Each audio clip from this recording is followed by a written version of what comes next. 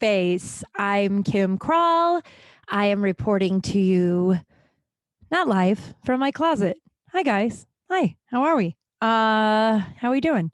I started this adventure. I guess I started it last week too. The running. I started running. Today was day 1 of week 2. Yesterday, it's Tuesday when I'm recording this, and yesterday was supposed to be day 1, but I had a pounding headache, so I needed to listen to my body and not go run. But I did it today. I also have realized that I have to run right away when I get up. Not like run straight out of bed, but like I do my like morning meditation shit, and then I have to run right afterwards. Because if I give myself any sort of window of like not just going out the door, I won't do it. I mean, yesterday I had a bunch of stuff to do, and I couldn't get out of bed. Not hungover. I know it was the Monday after the Super Bowl, so people were probably like, "Oh, bitch is probably just hungover." I didn't drink on the Super Bowl. I haven't drank in like 2 or 3 weeks. I can't, man. I just can't. Even the thought of it makes my like stomach hurt and my head pound. I don't know, man. Something this long haul COVID, which is good. It's, alcohol is literal poison. And even when I have like 2 drinks, I'm like down for the count the next day. And I can't do it, which is so odd. Yeah. I talked about this last week that a guy I was like, "Oh, do you want to see a movie?" And he was like, "Oh, you're just on the wagon. Oh, just like call me when you're drinking again." It's just like, Jesus. God,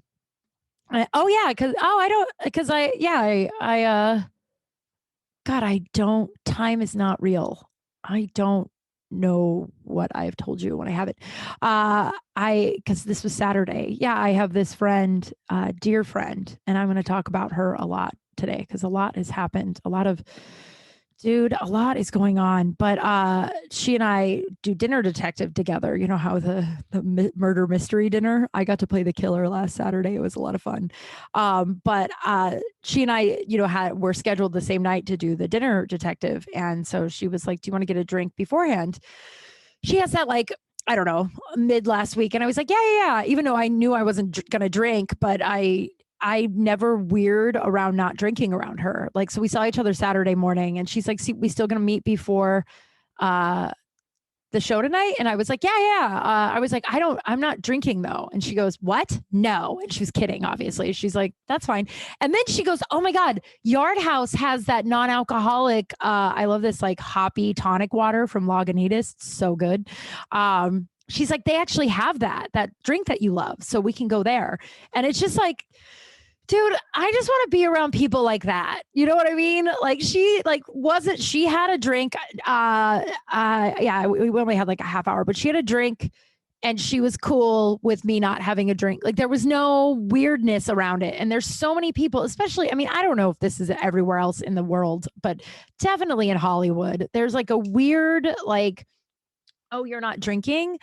Oh, then I don't want to hang out with you." And it's like the weird 40-year-old people who were like really popular in high school and they're like chasing it. And now they're like, "Oh, if you don't drink, I don't know how to be around sober people." It's just so weird. And I just like have zero interest in hanging around that. Just absolutely. And I don't care people drink in front of me. And I'm not saying I'm quitting forever, but I am saying like health wise, I can't. I just get so sick and it's just not worth it. But and then it like I've been dealing with this, I talked about this a little bit last week, just about the 2 women that are like projecting triggered messes in my life right now. And they're, they don't know each other. They're in 2 different worlds of mine. And one I haven't talked to, and the other one, I mean, both I've just been like, I'm just going to give it some space. I hope, I'm in a space right now where I'm filling my own cup, man. And I'm, putting my own oxygen mask on first, which I don't have a lot of space for that right now, that was really vague, but I just mean like, I want to be there for people, but right now I'm kind of having to be there for myself, and I won't be any help to the people in my life that are, needing support because I'm supporting me. That sounds selfish, but it's not, like, it's like, I've talked about this all the time, the oxygen mask. Now I'm like in a weird spiral. the oxygen mask first. Like there's a reason why when you're on an airplane and it crashes, they say put your own oxygen mask on first, because if you start to help somebody else and the cabin is losing air pressure or whatever, and you pass out from not being able to breathe while helping someone put on their oxygen mask, you're not of help to anybody. But if you put on your oxygen mask, you can help anybody put on theirs, you know? And I'm just in a spot right now where I'm putting on my oxygen mask. Plus a lot of cool shit's happening for me. And I'm really being protective of my energy and where I put it and where I put it. And the two women in my life that I'm just like, I just don't have the capacity to like be there right now for you. First of all, they're not asking for my help. I don't believe they know that they are projecting triggered messes right now. But I'm like, every reaction you've had towards me in the last like month or two has literally nothing to do with me. But it also like brought up something this week that like, and this happens a lot in this industry, and I don't know if it happens in other industries, but and I think it's a certain type of human that doesn't do well when other humans are doing well. You know, like they like are excited to see someone fail, or shitty when someone does well. You know, like it's just so. And I realized, because I had someone in my life that every time something cool happened to me, there was a drama, right? Like there was like some kind of drama, or they were mad at me, or they didn't want to support this one thing, or they would talk shit about me. And this recently happened, and I just have stepped away from that person, just being like, you know what, I don't, you know, and sadly this person is actually really lovely normally, but I don't know if that's true. I don't. Something's going on. It's holy shift. I'm shifting, like my insides are shifting again, like leveling up kind of thing. If that makes any sense. I feel like I either sound like, if you get what I'm saying, you're like, yeah, that makes sense. And if you don't, you think I'm like some woo horoscope weirdo. But like I'm shifting, and I'm every time. And when you have like, when you start to like connect spiritually, or you start to like level up, or you're out of your comfort zone, and like, you know, like and the only way you grow is by getting out of your comfort zone. And the only way you move forward really is to get out of your comfort zone. And so every time I'm uncomfortable, I just yell, holy shift, instead of holy shit, because that's how it all feels. It just feels, I realized recently, I'm not, like I was talking about my anxiety, and it's not my anxiety.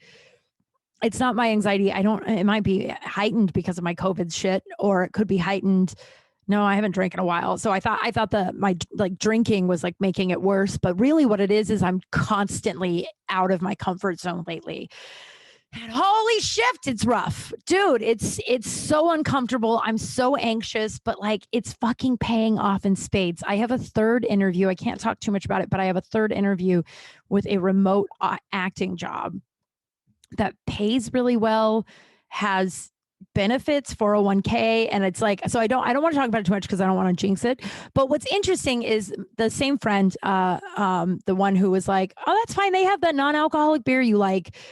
She went out for the same job and she didn't get it. And that's part of being in this industry, right? In college, my best friend in college and I went out for the same acting emphasis program, and she didn't get in and I did. Or the same friend, not from college, but the current friend, I auditioned to be a part of her immersive theater job, and I didn't get it. And she did, and her other friend did. And it's just part of this industry. And I know it's part of, like, if you're all lawyers, you know, and you're all going after the ADA job. I don't know anything about being a lawyer, but you know what I mean? Like, there's a certain level of grace when someone can say, I'm disappointed I didn't get it, but I'm really fucking happy for my friend who did. And I'm learning that there's not a lot of people like that. Recently, the friend that I've had to step away from, she in our relationship have had goals, and she never really goes after them. And we have similar goals. And when I go after them, she shifts and gets kind of nasty towards me, but not like, cause I oh, you succeeded at this thing I wanted. So now I'm going to be mean. It's like, I'm going to invent this whole other thing to be mad at you about and try and knock this thing down. And I don't even know if it's conscious, but I'm noticing it lately. And with this friend, it finally, I realized, I do my morning pages every morning, and I have to. That's my part of my meditation. And if you don't know what that is, it's part of the Artist Way, which I'm doing right now, by the way. And it's Artist Way is a 12-week artistic creativity recovery program. And it's really fun. And even if you're not an artist, or you don't, or even if you're not an artist, like lawyers or doctors have benefited from doing this program. I highly recommend it. I did it a couple of years ago, and it was a game changer. And I'm doing it again now, especially since I'm so like, well, I'm my comfort zone is, the Friends. I never quote Friends, but when Joey's like, you cross the line is a dot to you, like, because he's so far away from the line. That's how I feel about my comfort zone. I'm so far out of my fucking comfort zone. I'm like, my comfort zone is a dot to me. It's so far, and it's good, and it's paying off, and I'm happy, but I am cutting out, and not cutting out like dumping these people, just like, I'm gonna take a step back, because my energy is really, really important to me right now. And it should be important to me always, but it's now more than ever. And it's become evident that it needs to be. And so I'm doing my morning pages every morning, which is like 3 pages of just like stream of conscious writing right when you wake up. And you don't show them to anybody.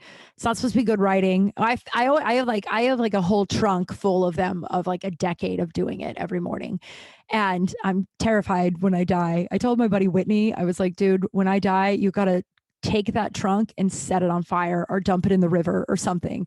Cause it's just like, it's not as bad as like when Winona Ryder's, come with me on this. When Winona Ryder's journal was discovered by all the other mentally ill patients in Girl Interrupted, and they were like, "This is how you feel about me," but it's sort of, it's my spelling's atrocious, and it's all of my thoughts. And the point of it is just to get it all out of your brain and onto paper, so your brain can be clearer of just like junk, And it also helps me work out a lot of my stuff. And I was writing about this friend who seems to get weird and pick fights with me around the time when I start to accomplish something, or I start to like go out into a new venture.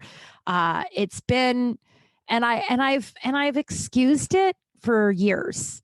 Like, I'm like, well, she's going through this thing, or, this is happening. And like this time I'm like, honestly, man, we're good.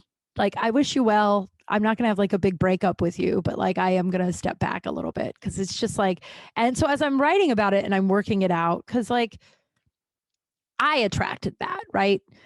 Like, I can say she's being shitty all day long, but really, I attracted it. There's like, I put up with it. I attracted it. And I realized that most of my life, if not all of my like alive life, like I'm talking like even in like fucking 3rd grade, I have always had some girl, some woman, some teenager in my life that gets shitty every time something cool happens to me. I have a friend that I have been friends with for 20 years almost, and maybe longer. And longer, I don't know. And she did this a lot when we were younger. And she, in the last like 10 years has like apologized for it, and has been like, oh yeah, that's why I did it. I was really jealous. But she's like worked on herself and like therapy and shit. And she was like, yeah, I did that because I was jealous of you. And so I tried to knock you down as much as I could. And she was like, it wasn't conscious, but I know that that's what I did. And I realized that like, I have always had one person, one woman in my life, maybe multiple in my life, who do that.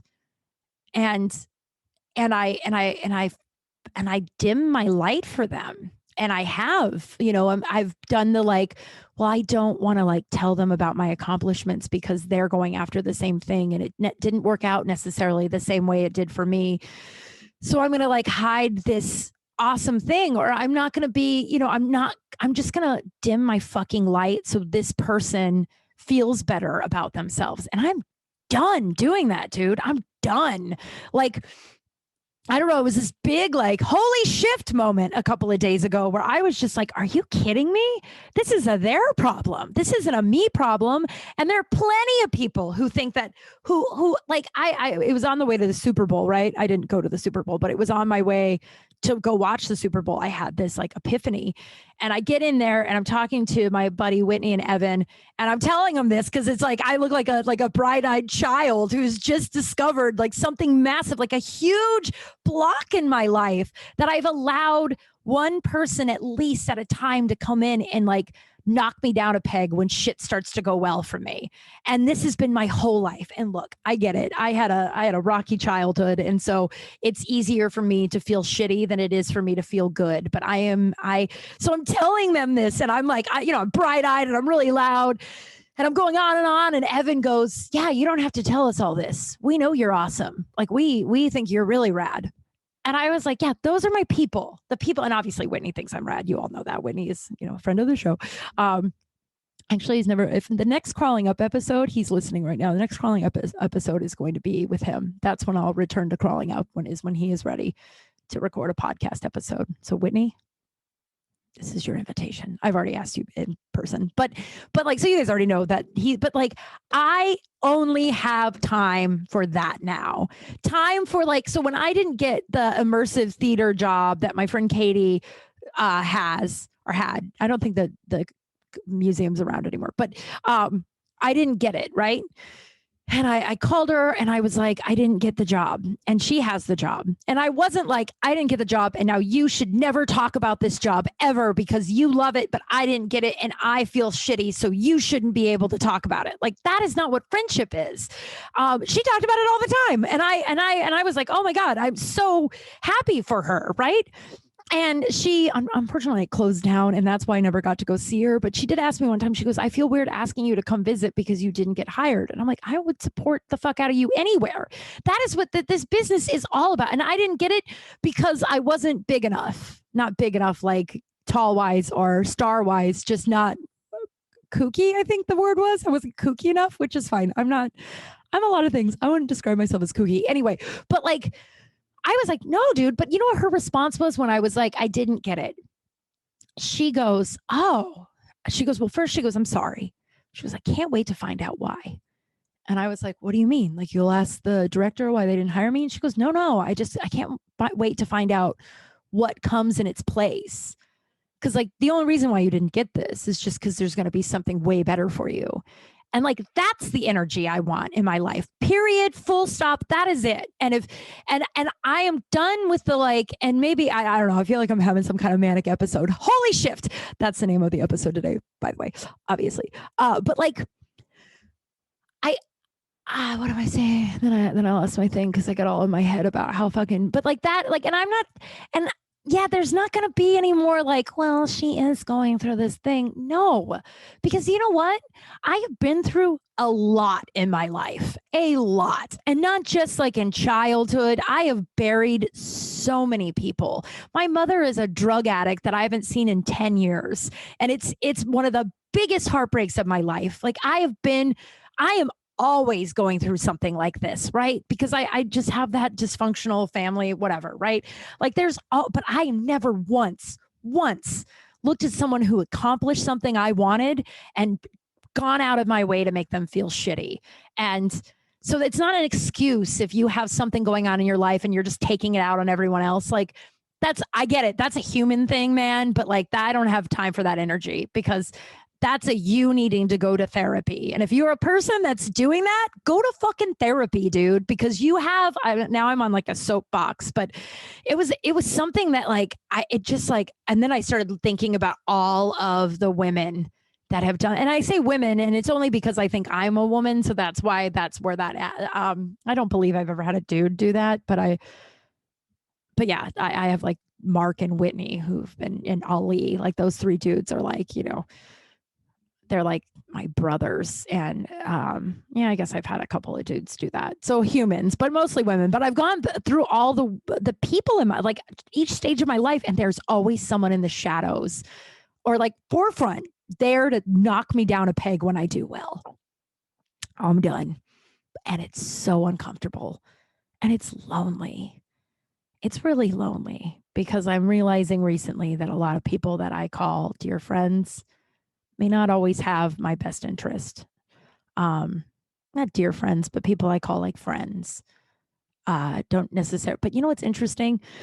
So I outreached to this girl in my program ACA, and I was talking about some of the unhealthy people that are in my life right now and how I'm scared to just let them go and not let them go again. I'm not gonna like break up with anybody.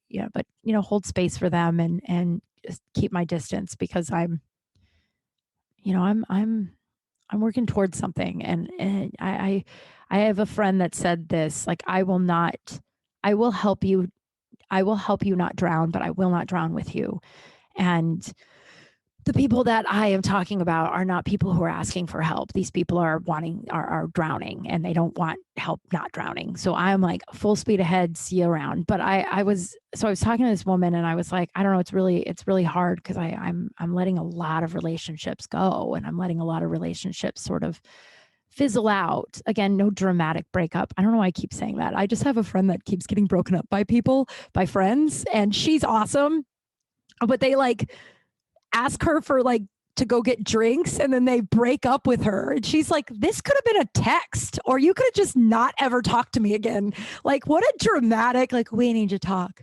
I brought you here today to break up the friendship. It's just really, if you're thinking about doing that to someone, just stop talking to them. More than likely, they'll probably be relieved that you're not in their life either.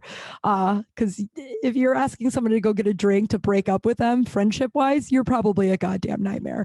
But, but I was talking about just kind of letting some of these friendships go, or, give them space and just sort of how lonely it is. And she was like, in my experience, when you clear out what's not meant for you, so much cooler shit comes in. And I have a woman that I've known for a decade, maybe less, but a long, long time. And she and I recently have connected, and we talk, and we're getting coffee tomorrow morning. Oh, she listens to this too. Hi. Hi. But like, and she's, and we've known each other a long time, but we've recently gotten close. And I don't know if that would have happened had I not let go of some of the toxic shit. Like, better shit is coming in, and this woman is lovely, and I'm grateful for her. And so it's I'm uncomfortable, and it's a little lonely, and it's scary, and it's just like I'm at a point in my life where I am doing shit I have never ever done before. Um but you know what's interesting, and it's such a cliche, but it's fucking true. I'm at a point where I'm doing shit I've never ever done before, and I'm getting shit that I've never ever gotten before. And it's really fucking scary, but it's awesome. And that's why every now and then when I get uncomfortable, I just yell, "Holy shift! Holy shift." So rad. Uh yeah. So send good vibes for this new job. And, if I get it or if I don't get it in a couple weeks, I will tell you all about it. But until then, just send good vibes. Um, I sent in a tape, and then I nailed the callback. And now there's a third audition, our third interview. That's more like interview instead of like, acting shit. I think probably just to find out if I'm crazy. But like not good crazy, like bad crazy. It's so interesting. I was talking to my best friend this morning. She moved to DC, not DC, Maryland. I don't know why I said DC, but she moved to Maryland. She's the one that I got to go see for Thanksgiving. Her kid, oh my God, her kid.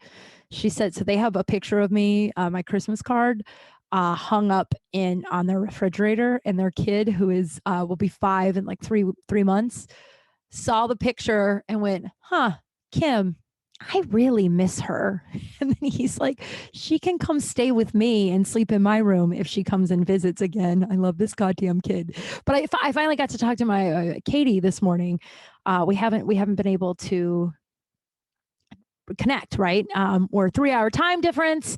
She works nights and days alternating. I have a wild schedule. Like we haven't been able to talk. And so today we made a Zoom happen, and we just talked about how hard it is to maintain relationships. Like you have to like nurture them the way you do, like, and where like you have to like nurture them and make sure you stay in touch and make sure you, and this woman is, oh God, this woman is she's one of the best people that I've ever met in my whole life. Oh man, she got me a book a couple of like in the right after she, like when they drove cross country. I don't know. This is more for me. And it was like a children's book that was like her favorite. It was from her like favorite bookstore in Michigan somewhere, I believe. And it's about two bees who are best friends. I think they're bees or they're bugs. I can't remember. It's on my desk. And it says, "I've been meaning to tell you." And it's just about two best friend bees who just like, I don't know. But this woman is always front and center every time I succeed in something, and she's always there when I fall. And it's those are the relationships you nurture. I had a dream the other night. And I'm sorry. I know you guys know how I feel about people and their dreams. I'm like, when someone's like, "I had this dream," I'm like, "I don't care about your dream. Are we fucking? No, I don't want to hear about your dream." I know that's, unless it's like something like I'm about to tell you that was like a mind blowing, like, whoa, I needed to hear that. You know what I mean? But, or like really, really fucking weird. Not just, I don't know. There's like 6 people listen to their dreams, whatever. Most of this right now is me telling you I'm a hypocrite because I'm about to tell you all of my dreams. So, oh my gosh. So, I'm looking at my phone, and I told you I wouldn't do that while I think I'm addicted to social media. I think it's finally happened where all of a sudden I'll like be doing something and I'll black out and wake up looking at Instagram. And I'm like, where was that book I was reading? I don't know. Anybody else having that problem? So I'm making a conscious decision to not do that. But this dream I had, because like recently a theme in my life recently has been, I've been way too concerned about people who are like, not who are putting me down, right? Not putting me down, but like that person that I talked about that I always have had in my life somewhere. Oh no, my eyelash just fell off. Well, if you're watching on YouTube, I only have one eyelash now. I don't know. I wonder if it looks the same. I mean, I have a lot of makeup on. So if you're watching on YouTube, understand that I know how much makeup I have on. I tried a new eyeshadow, and well, now I look like a whore. Just kidding. I don't like that word, but I have a lot of makeup on, so you can't really even tell the eyelashes off. So I've been really focusing on like the friend who got really upset about a success that I had recently, like, the people I was talking about at the beginning of the show. I've been, focusing on those before my epiphany on the Super Bowl, that fuck those people, right? I'm no longer open. I am no longer available to deal with that energy. But the night before, like 2 days before the Super Bowl, when I had this epiphany, I had this dream that I got a huge show in Michigan, like a massive paying show in Michigan. And I had to leave that night. And so I'm packing, and I keep getting distracted by people who are like talking shit, right? Because there's a lot of people, especially in Hollywood, dude, people that are like, she does is this, as they're like partying on a Tuesday doing coke in the bathroom on Cahuenga, you know what I mean? And they're shitting on me for going after a dream and maybe falling on my face sometime. Anyway, but like, those people are in my dream, and they keep saying shitty things, and I keep getting distracted. So I keep not being able to pack. I keep not getting able to pack. And 2 women at the end of the dream walk in who stop being friends, but now in the dream they are friends, and they are obviously ignoring me. And they walk by me and they like give me an attitude. And I was like, oh my God, are they mad at me too? And then I spent like a chunk worrying about if they were mad at me and how should I talk to them. And I don't want them to be mad at me. I don't even like these women, by the way, but I'm spending my time doing that instead of packing. And then I get a phone call from the job in Michigan, and they're like, "Hey, you took too long to get here. You missed your flight. We booked somebody else." And I woke up and I was like, holy shit. I'm going to miss my flight and they're going to book someone else if I keep worrying about what these fucking people think of me. And the only mind I'm going to pay from here on out are people that are unapologetically, unconditionally supportive, and I don't, obviously conditionally, like I don't want them to support me if I start doing meth or some shit, but you know what I mean? Like, I just like I had that epiphany, dude, and I'm no longer open for those energies in my life, which in my experience, when you make that decision, that means a lot of those energies are about to come into my fucking life. I don't know if this happens to you guys, but when you are trying to quit something or trying to trying to like stop doing something, it's like the universe is like, all right, we'll see if you're really serious about this. Here are 15 people that are going to be shitty and that you're going to have to, and I'm ready, man. Because this last week of I was dealing with this one broad, and I the one who it gets shitty every time I start to accomplish something, and I'm done. I am done. It feels good. So it was really weird. We're going to shift now. Holy shift. So I was at, I'm going to take off the other eyelash. So, oh my God, YouTube, you're seeing what I look like without my eyelashes. I think you guys have seen it before.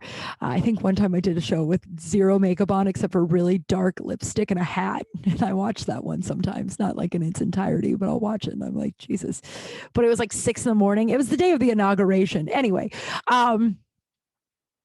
I don't remember. Oh, so I was doing Dinner Detective the other night. And when you play the killer, you have to sit. When you play the killer, so basically there's 3 plants in the audience that are actors, but you act like you're a part of, you're just there with a ticket.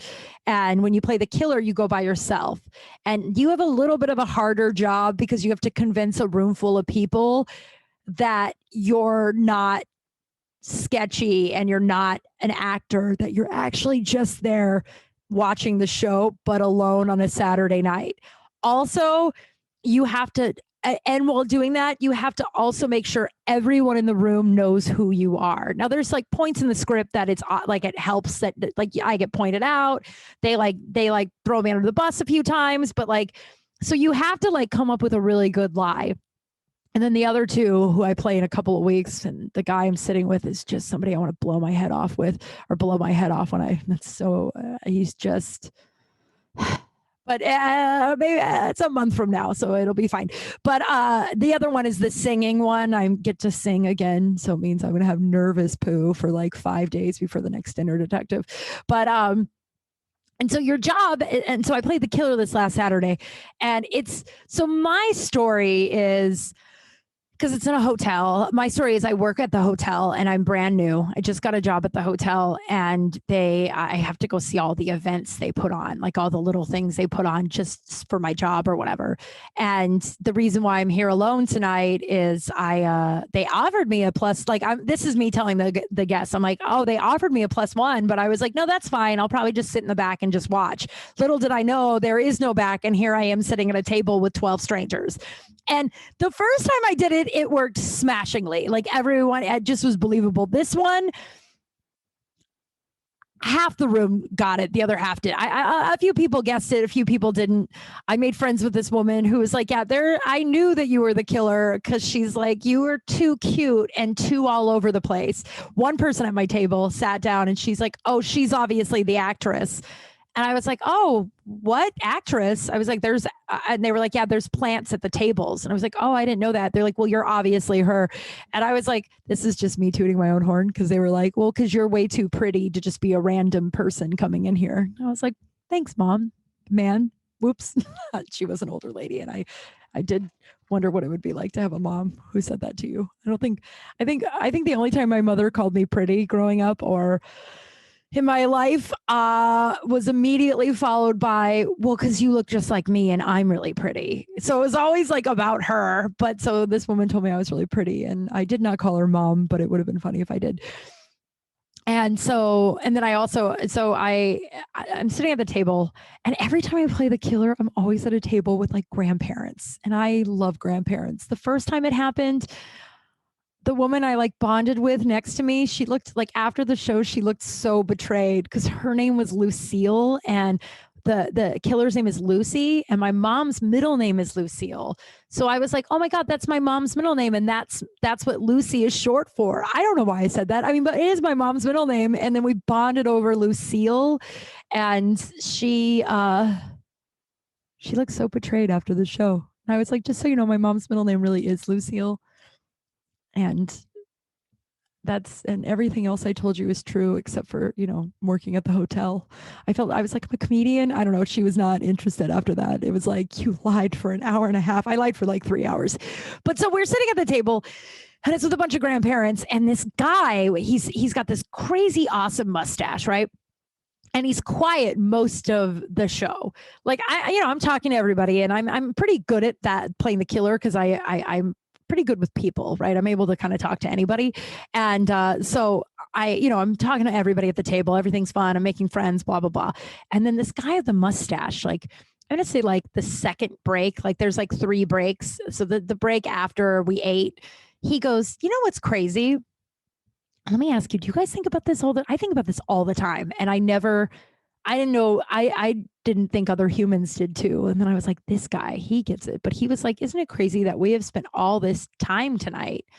Because there was a couple next to me who were strangers, and then everyone else knew everybody at the table. There's like 8 people at the table. So it was me who didn't know anybody, and this couple who didn't know anybody, and then like 6 older people who all knew each other. Like grandparents' age. And he's like, what's crazy is you 3, like, we're spending all this time with you 3, and we're getting to know you, and we're talking to you about your lives, and we're eating a meal together. We're experiencing this show, and we're going to walk out of this building, and we're literally never going to see each other again. Like, maybe we will, but like chances are we will never see each other again. And he's like, and that is what your whole life is filled with. Sure, of course you have your relationships, but how many times have you just had like wonderful encounter with a stranger, and they touched you in some way? And like, I mean, like figuratively, obviously, but like in some way, because I know there's some of you that are pervs. They're like, meow, touched you in some way, and then you just never see them again. And like that guy, and I looked and I was like, dude, I think about that all the time.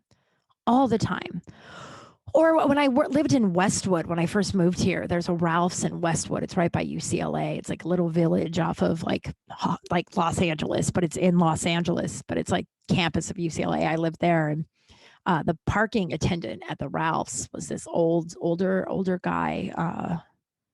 And my friend Sarah and I, both like tall, young girls.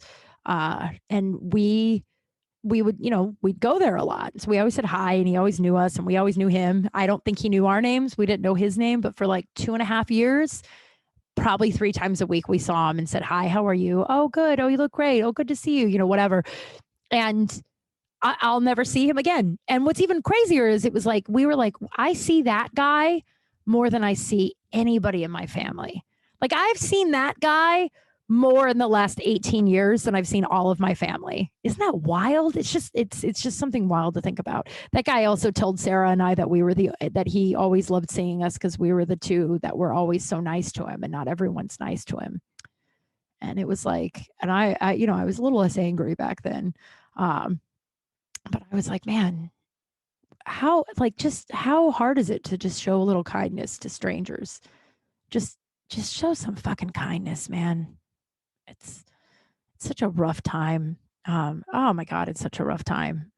I mean, but I think it's always kind of going to be that way, not the specific stuff we're going through right now, but being human and living on the planet is meant to have conflict, and meant to have, we're meant to grow through this shit. So it's like, I don't know who's that saying where someone was like, if you can be anything in this world, you can be anything in this world. Why not be a kind person? That's not the saying, but it's close. Yeah. It's so, I think about that guy all the time. I used to almost come to blows with the valet guy at Big Wings. Like we used to get so many fights. I was much angrier then. And I so many fights. And then it got to the point where I wouldn't park my car in there. They were kind of sketchy though, by the way. I wouldn't by fights. I wasn't just like picking fights with a fucking parking attendant guy. I'm a kind human, but they would put like 15 miles on your car. You'd come back and half your gas would be gone. And you're like, where the fuck did you drive my car? You knew I'd be here for like 9 hours. Why are you moving my car? So I would never, but now I see that guy all the time and we like smile and wave. And I'm like, I wonder if he remembers the amount of times I lost it a few times on them. I mean, one girl found a rotisserie chicken in her car. So like they would like go on rides. Another girl found a bag of Taco Bell. Another time I got off of work, I came out to get my car and they're like, we parked your car really far away. Why don't you get in this random stranger's car? Because we have to go park it up there and then we'll just drive you to your car. I'm like, you let people just drive around in our cars. So I used to get in fights with them all the time. This went off the rails more than I meant it to. It went off the rails. Oh boy. Yeah, so it's been a holy shift week, man. So I have my list that I was going through and now so my friend saw me the other day. She's actually the girl that's been doing a lot of poop scoops lately. I want to read that actually. Has been doing a lot of poop scoop. She's done the last two, not the last two, whatever. She's sent in a couple poop scoops, which by the way, I'm out of poop scoops and I would really, really appreciate it if you would send me more. All of you, kimcrawlspace@gmail.com. Please send me your poop stories. I love them. I love them. Sometimes I often wonder, no, Henry is hungry and he just entered the room. I was hoping you guys would hear him meow. No, right now he's just staring at me like, what are you doing? You need to feed me. Yeah, send me the poop scoop. Please, please, please. I was going to recycle one, but I almost shit my pants yesterday. God, why is that always a thing, dude? Why? Does anybody else have this problem that they almost poop their pants on a regular basis? So yesterday I drank some celery juice because I hadn't really pooped in a couple of days. Here's your poop scoop, by the way, and then I'll go back to what I was going to tell you before. But here's your poop scoop. This isn't that great, guys. I need stories. I need stories. If you listen and you're like, man, I keep meaning to send her a story, send me a story. And if you don't want to type it out, I've decided what I could do if this isn't too complicated. If you send me a voice memo, I will insert it into the show. Like if you send me a voice memo that's like, hi, this is Sarah Michelle Gellar, that would be amazing. This is Sarah Michelle Gellar, and this is the time I poop my pants, and then all that stuff. Or you can even do it anonymously. Hi, this is anonymous, and then I have the capabilities. I am an editing wizard. Not really. I'm an editing Harry Potter. I don't know what he is. I think he's a witch. I never saw the movies. I have no interest. I was eventually going to watch them, but then the whole, the broad who wrote them is a transphobe, and I just have no interest in supporting any of that at all. And if you disagree with what I just said, I literally don't care. So don't at me. I don't care. What was I saying? Oh yeah. So on Super Bowl Sunday, oh man. So a couple of weeks ago, I was at Whitney's house with all the guys watching the NFC, AFC championship. And the last time I drank was the night before. I got really hammered on tequila with my buddy and woke up the next morning and I was just, like dead hungover. Hi, booty. Dead. And, but I wanted to watch the game with the fellas. So I didn't shower. I just brushed my teeth. I took a wet wipe, the wet wipes that you wipe your vagina with that you keep next to your toilet. I sometimes use those. They're actually a weirdly good carpet cleaner.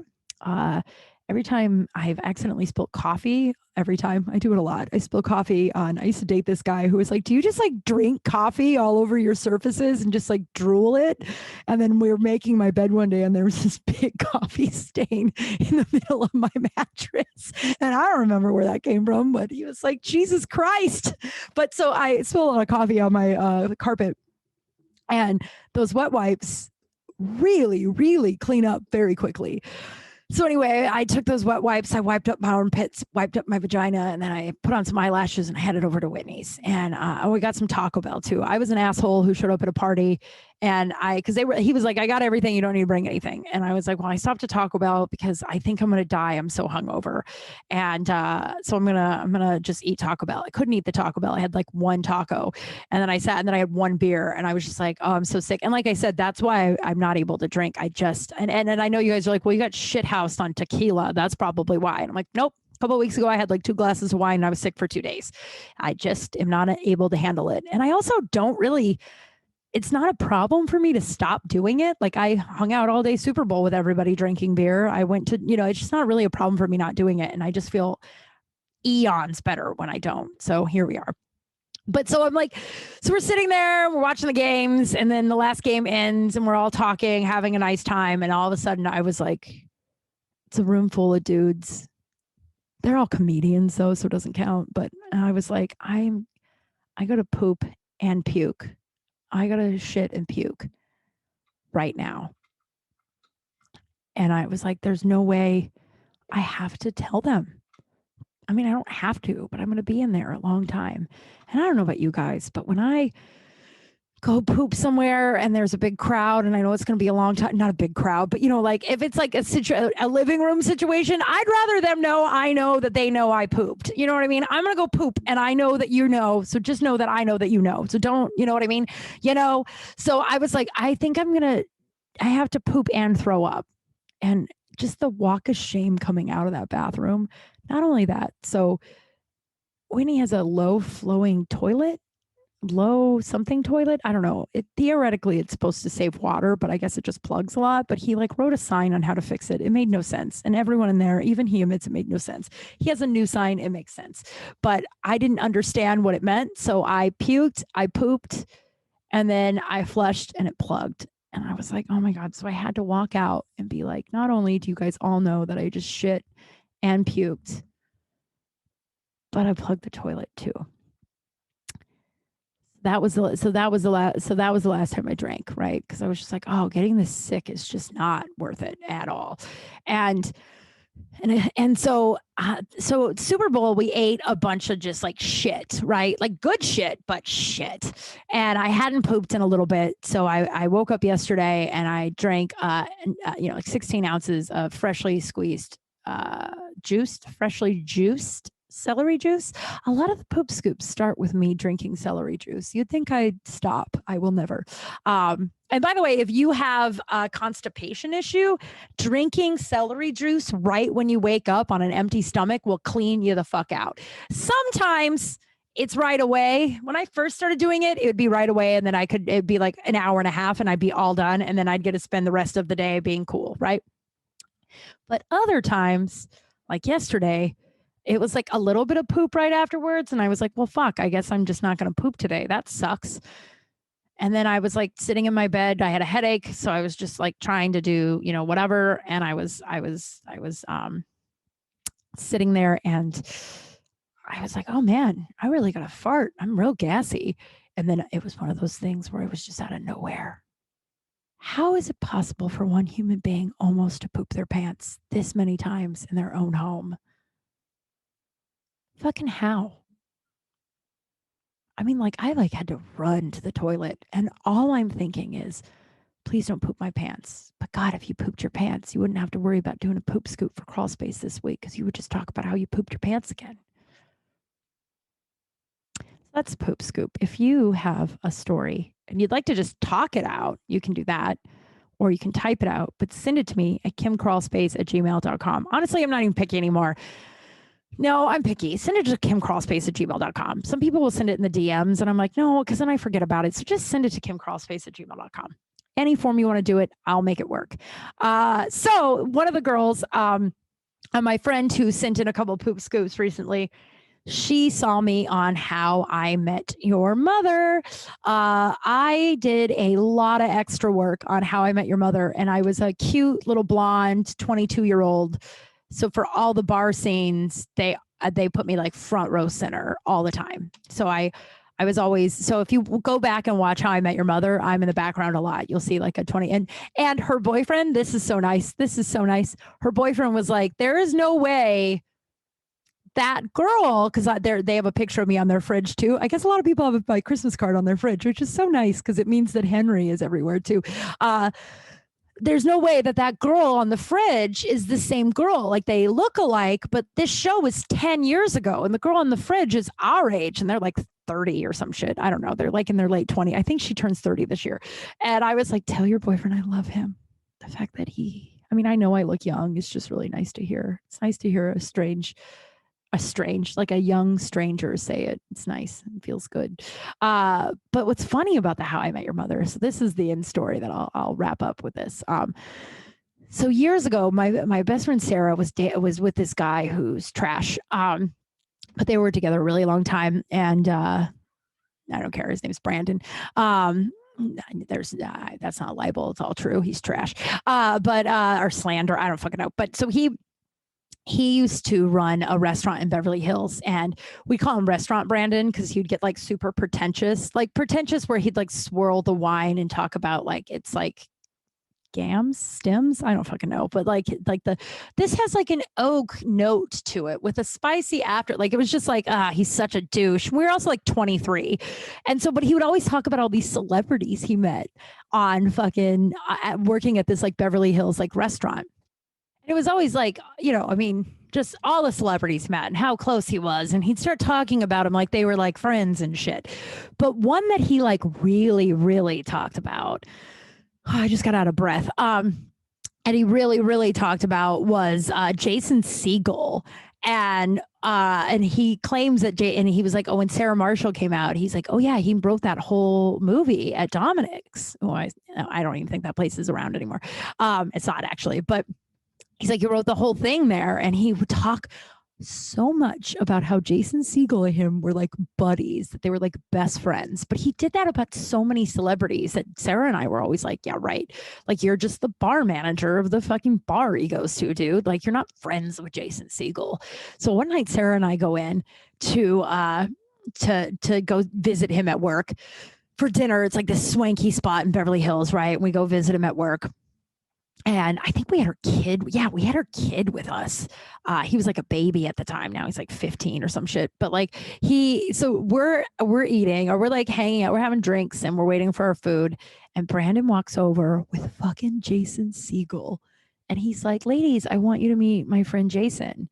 Jason Segel looks at Sarah and goes, oh my God, you must be Sarah. I have heard so much about you. It is really nice to meet you. No, we didn't have the kid because he didn't mention the kid. And then he looked at me and he goes, and you must be Kim. It's so nice meeting you. Brandon talks so much about you too. It's just so good to finally meet you. And Sarah and I's mouths are like on the floor. Plus we're like 24. So like every celebrity was just so rad to us. We were like, what the fuck? And he's like, well, I'll let you guys get back to it. It was really nice meeting you. And we're like, okay, Jason Segel. Jason Segel goes away. And then cut to like a week and a half, maybe 2 weeks later, I'm working on How I Met Your Mother. And I'm a smoker at the time. And we walk out, we have our break, and I go outside to have a cigarette, and I hear a voice behind me go, excuse me, do you have a lighter? And I turn around and it's Jason Segel. And he's like, holy shit, Kim, hi. And I was like, hi. He goes, oh my God, now, like, so good to see you. Let's talk. And he brought me over. We had a cigarette. And then every time they yelled cut, he'd find me at one of the bar stools and like make a face and giggle. And then all the rest of the day we have cigarette breaks together. And I called Sarah. I was like, dude, it's fucking real. He's really friends with Jason Segel. And then I was like, Brandon, you should set me up with Jason Segel if you guys are such good friends. And he goes, Kim, he dates like actual models. He sucked. He really, really sucked. Also, I don't know where Jason Segel is now. He did make this crazy movie a couple of years ago. If you haven't seen it, this is a weird segue, but it just made me think of it. He made this movie on Netflix. I believe it's Netflix, where it's like his dad his dad is a scientist, and he discovered that there is a heaven, that there is an afterlife that is like a lovely afterlife. Like it's a heaven, and it's not like the heaven and hell the way the Christians say it is, but it's like, oh, when you die, you go somewhere really awesome. And so like the dad like dies but like there's like mass suicide after this is discovered after he's proved this, and there's like mass suicide because people are like, oh, I hate my life, but there's something way better after this, and they just eat a gun. And so this dad, I think the dad, I can't remember exactly what happened to the dad, but the dad like was riddled with guilt, and then Jason Segel's character has to like go through life as like the guy's kid. It's a wild story. It has a really cool twist ending that I can't remember now, but it makes me want to rewatch it because I don't remember the ending, and it was really good. But yeah, so if you want to watch How I Met Your Mother, I look for me in the background at that bar because I am all over it, all over it. And I got to hang out with Jason Segel a couple of times, and then some guy told me that I wasn't pretty enough to date Jason Segel. Kidding. I don't actually care. This is the first time I've thought about it in years. But so the How I Met Your Mother, that's and now that How I Met Your Father is out, and I'm kind of into it. I don't know. It's got Hilary Duff, and she's adorable. She's just fucking adorable. The guy who played Piz on How You Met Your Mother is the other lead guy, and he kind of annoys me. But on this show, he's sort of growing on me. I don't know. That went off the rails, but I think that's the show. Let's say I am one lucky broad. Obviously, I'm one lucky broad. It's been a wild week of growth, dude. Holy shift. Holy fucking shift. I'm one lucky broad that a lot of opportunities are coming into my life full speed. I'm one lucky broad. I have a really solid support system. I'm really grateful for that. And I'm grateful for friendships like Katie's, that it's like, yo, we got to, nourishing the ones that matter and letting go of the rest. You don't want to miss your big gig in Michigan because you're worried about what other people are thinking or doing. It's none of my fucking business. I'm one lucky broad. And I'm one lucky broad. I've been so busy. Like a month ago, I literally was like, I have no idea how I'm going to pay my bills. No idea. No jobs are coming in. Everything's getting canceled because of COVID. And now I'm like, wow, I have to take today off. If I don't take a day off, I won't have. So it's just things are aligning, and it's really rad. And I'm really grateful. Let's see here. A Patreon episode came out yesterday. My sexual revolution 2022. I actually, this one was kind of a little vulnerable for me. It's sexy. I tried to make it less sexy and more matter of fact because I talk about sex a lot, and obviously it's called Sexual Revolution. But I talk about my bisexuality and having a hard time, just talking about it in general. I guess coming out feels like such a weird word to use, but I guess it is sort of coming out. But I dive into that, and I dive into, my first sexual experiences with women, and where I finally was like, oh, I like women, and that's okay. And the first time I get into the whole thing. So if you want to become a Patreon subscriber, you can listen to these bonus episodes for, I believe it's $3 a month or something like that. It's not, it's reasonable. I don't know what I'm fucking saying. And if you do support, I really, really appreciate it. If you are a Patreon subscriber, I finally got shit in the mail. So watch your mailboxes. Hopefully it'll get to you at some point soon. Yeah. And buy my book. That's still out there. I just mailed another signed copy today, which was really exciting. I never will get tired of signing those. So thank you all who have bought it. Confessions of a Recovering Party Girl. Get on Amazon, or you can go to kimkral.com and get a signed copy. I think that's it. Follow me on everything. These will be up on YouTube. And another Patreon episode will be out the first. It's fine. We have a podcast with Jeff May. We do a monthly podcast. So if you're a Patreon subscriber, you get 2 bonus episodes a month. And also you get to support the show. And it just means a ton to me. And this is episode 99. Next week, it's 100. Dude, next week is fucking 100. If you want to email me, if you have any ideas of what I should do special for next week, I would love to hear it. I'm trying to see if I might, I don't know. I'm all over the fucking map. My life is in shambles. That was last week. This week it's a holy shift. But yeah, email me. Say hi. kimkralspace@gmail.com. I am emailing everybody back. I'm a one-woman shop, dude, and I'm a little overwhelmed right now, but I appreciate all the love, the support. And, just be kind. Be kind, and fucking don't worry about what other people say about, just keep your eye on your own ball And I don't know. Now that went off the rails again. It got weird. It got weird in the end, and I wasn't trying to make it weird. I was just trying to tell you that you were awesome, and don't let anybody dull your shine. Anybody who tries to dull your shine, they're not worth your energy, because that's their problem, dude. So keep shining, my friends. Be kind, be safe. Talk to you soon. Bye.